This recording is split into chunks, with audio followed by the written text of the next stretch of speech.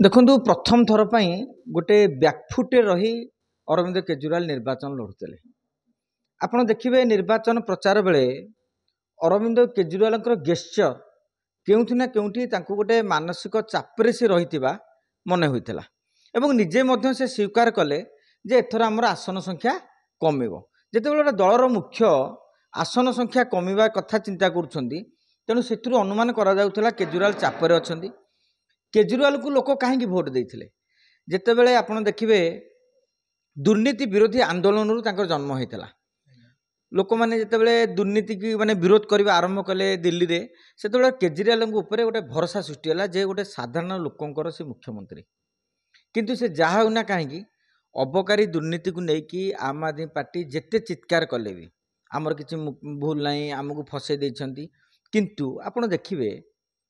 आजिका दिन गणतांत्रिक विधि व्यवस्था अनुसार केही काहाकू फसई पारिबेनी। मोदी नवीन पट्टनायक को फसई पाइले,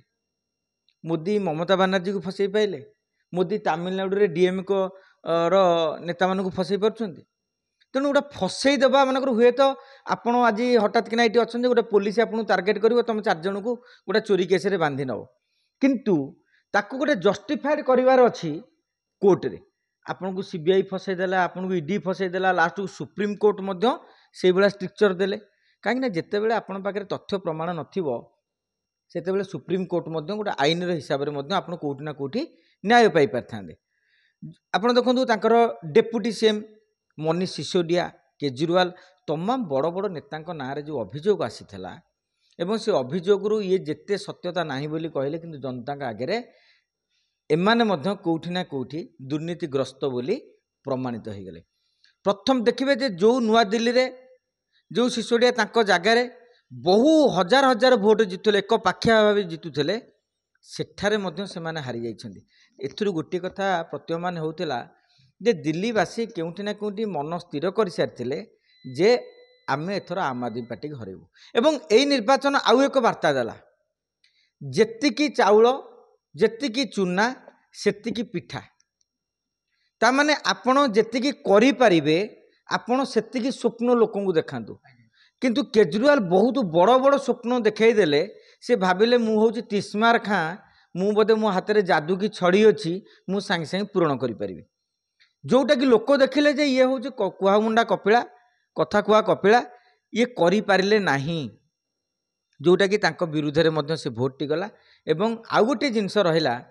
आपण देखिबे विगत वर्ष मानकरे से दिल्ली निर्वाचन उपर जेतिकी फोकस कले नाही। राजस्थान जो आमर एठे गले राजस्थान रे लड़िले गुजरात रे लड़िले सफलता पाइछंती पाई नांती बोले हम कहबानी जेतिकी अल्प किछि होबोचे से पाइछंती किंतु आपण गोटिए लोक जेते फोकसटा करदेले सेठी किछि दिन पंजाब रे बितेले आपण किछि दिन राजस्थान रे बितेले आपण किछि दिन गुजरात रे बितेले किछि दिन मुंबई गले तेणु गोटे लोक जेते आपण गोटे काम करिया बदल 4-4टा काम करिवे निश्चित भाव में गोटे काम उपर फोकस टी कमी जिवो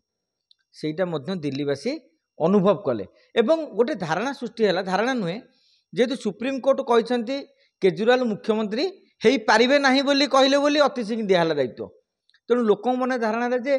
पुणी ये जितिले से जो पुराना केसटी रही ये निजे मुख्यमंत्री हो पारे ना तेणु लोक देखिए बहुत दिन धरी अन्य जगार डबल इंजिन सरकार आप देखिए लोकसभा 7-7टा सीट जितुची